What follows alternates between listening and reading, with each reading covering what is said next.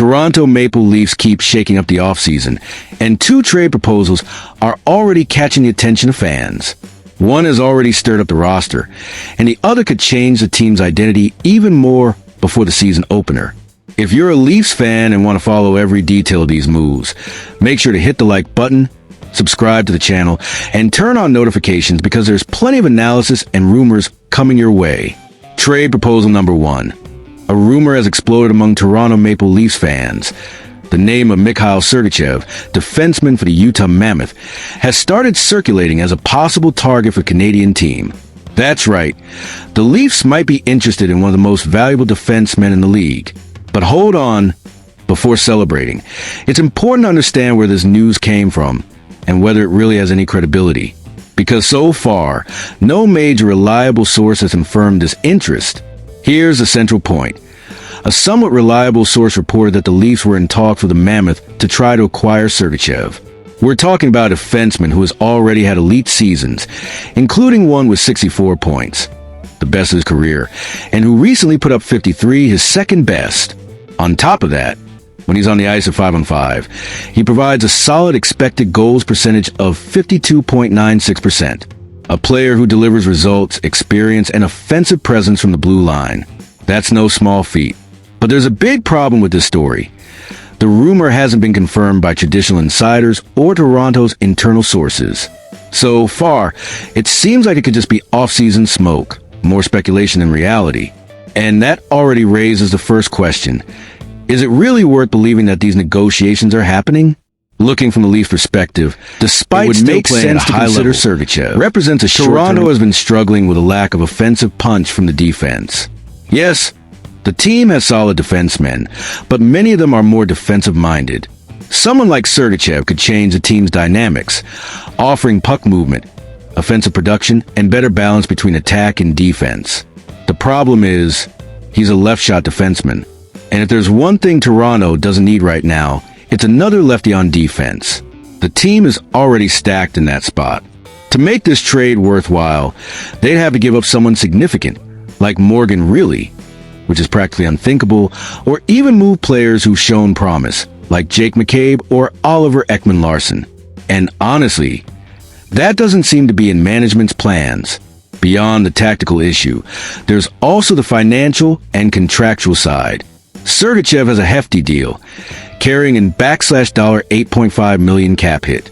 With the recent cap increase, that number's become a bit more manageable, but it's still a big price. And that's not all. The player has a no-trade clause. Until 2027, he has full control over his destiny. Only then will he be able to submit a list of 16 teams he'd accept a trade to. In other words, at the moment, any trade would only happen if he waived that clause.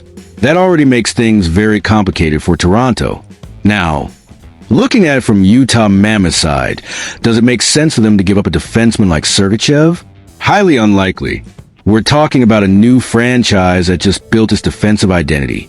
Back when they were the Arizona Coyotes, the last defenseman to hit 50 points was Shane Gostisbehere in 2021-22. Sergeev came in and changed that reality, becoming a cornerstone, and the Mammoth are on the rise. They came close to the playoffs last season and believe they can go further now, especially after strengthening the attack with J.J. Peterka. So why would they give up one of the defensemen holding the team together? Strategically, it makes no sense. And here's another key point. The Leafs have already shown that they don't have much leverage to win bidding wars on the market. A clear example was their failed attempt to land J.J. Peterka. They even included Brandon Carlo in a deal, but it wasn't enough. The Mammoth closed the Peterka deal by bringing in Michael Kesselring and Josh Doan, players they felt offered more value. Toronto lost that bidding war and walked away empty-handed. In response, the Leafs made a more modest move. They landed Matthias Maxelli in a deal that cost only a conditional third-round pick. He's a cheap player who could deliver, but he's also coming off a rough season and still raises questions about his real impact. It's a gamble that might pay off, but it's far from the solution the team needs. If they couldn't get Peterka with Carlo, imagine trying to land Sergeev, who's an elite defenseman.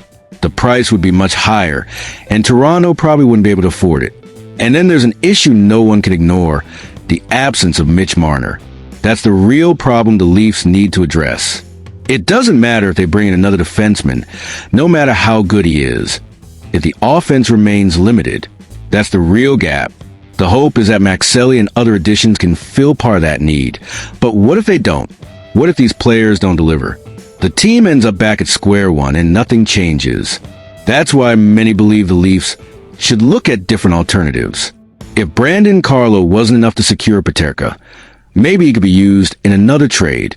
After all, Toronto's defense is full of stay-at-home players.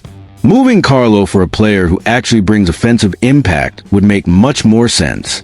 And perhaps names like Rasmus Andersson, if they hit free agency, could become more realistic options. Andersson is exactly the kind of two-way defenseman who could elevate this roster. So, in the end, the idea of bringing in Sergeev sounds nice, but it's full of obstacles. From the contract, to the no-trade clause, to his fit in the lineup, to the lack of assets to convince the Mammoth. Logic suggests this rumor is probably nothing more than smoke. And if Toronto really had serious interest, they would have pushed harder earlier during the Maxelli deal, solving two needs at once. That didn't happen, and maybe that's the clearest sign that this ship has already sailed. But hockey is hockey, and we know nothing is impossible. So I want to hear from you, the fans. What makes more sense? The Leafs going all in on Sergachev, despite all the obstacles, or taking a more realistic path and looking for another type of player, maybe through free agency? Drop your thoughts in the comments, because your opinion is always part of the debate.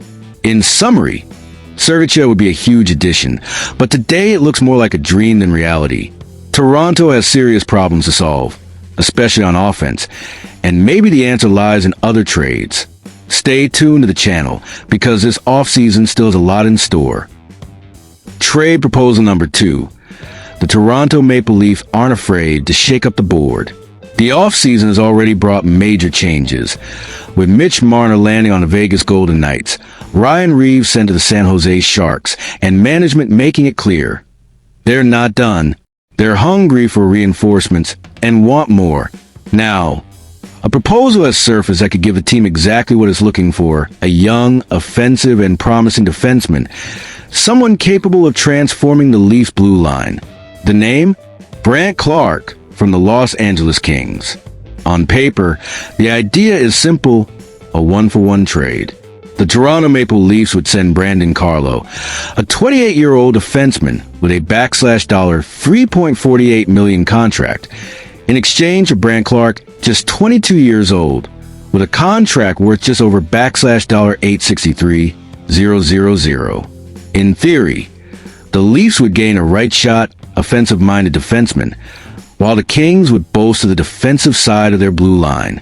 Seems fair, but as always, the devil is in the details. Clarke isn't just anyone. Drafted 8th overall in 2021, the 6 feet 2 inches, 200-pound defenseman has already shown flashes of a bright future. Last season, he recorded 33 points in 78 games, averaging over 16 minutes of ice time per night. Among Kings defensemen, he led in points, ranked 4th in goals, and 2nd in power play time. He's a player who knows how to move the puck, produce in special team situations, and still has plenty of room to grow. Imagine him on the power play alongside Austin Matthews and William Nylander. Despite still playing at a high level, on the other side, Brandon Carlo is almost the opposite. A reliable, physical defenseman focused on shutting down opponents. He joined the Leafs last season after years with the Boston Bruins and delivered stability. He put up 12 points in 83 games, with 78 shots, 90 hits, and 157 blocks. A guy who does his job, averaging nearly 19 minutes per game. He's not flashy, won't often show up in the highlights, but he provides security on the back end. And here's the question: why would the Kings give up a talent like Clarke? General Manager Ken Holland has already publicly stated that he needs more time to evaluate the youngster. He said Clarke is talented, has a bright future, but he still wants to see more, talk with him, and better understand how to fit him into the team. Meanwhile, the Kings have other priorities, like Adrian Kemp's expiring contract. That creates a window of vulnerability. And that's exactly where the Leafs could try to take advantage. But we need to be realistic. Clark is a rare piece. Young, right shot, offensive defensemen with high upside don't hit the market every day. If the Leafs truly want to pry him out of Los Angeles, Carlo alone might not be enough. This trade, as it stands, looks balanced on paper. But when we look at the context, the Leafs would be the big winners. Clark offers star potential, while Carlo, as solid as he is, has already shown what he can bring. From Toronto's perspective, this trade makes perfect sense. Journalist James Myrtle of The Athletic had already reported back in September that the Leafs were looking for exactly this. More skill on the blue line, someone capable of moving the puck and creating plays.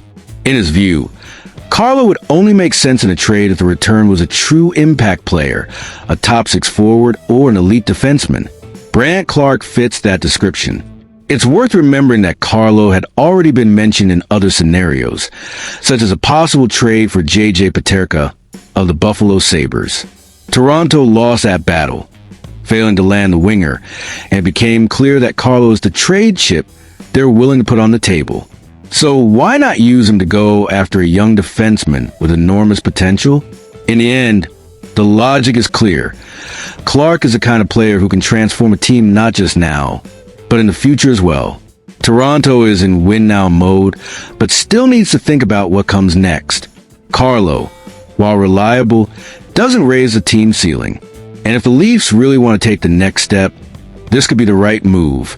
Of course, it all depends on how much the Kings truly believe in Clark. Ken Holland will have to decide.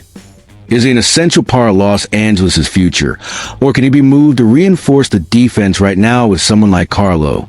And that's where I throw it back to you, the fans. Would it make sense for the Leafs to sacrifice Carlo and go all in on Clark? Or do you think this proposal is too good to be true, and the Kings would never part ways with such a young talent? Leave your thoughts in the comments, because I really want to know your take. In summary, if this trade happened, it would be a huge win for the Leafs. They'd address their need for a right shot, offensive defenseman, bring in someone with star potential, and still maintain cap flexibility. But as always, a rumor is a rumor. And until things really heat up, the question remains whether this is just another off-season idea. In the end, these two proposals show that the Toronto Maple Leafs are willing to completely reshape the roster. But are these moves enough to put the team on the right track toward a title run? I want to know your opinion. Do you approve of these trades, or do you think the Leafs should take a different path? Drop your comments below. And of course, don't forget to like, subscribe, and turn on notifications so you don't miss any of the team's upcoming analysis and rumors.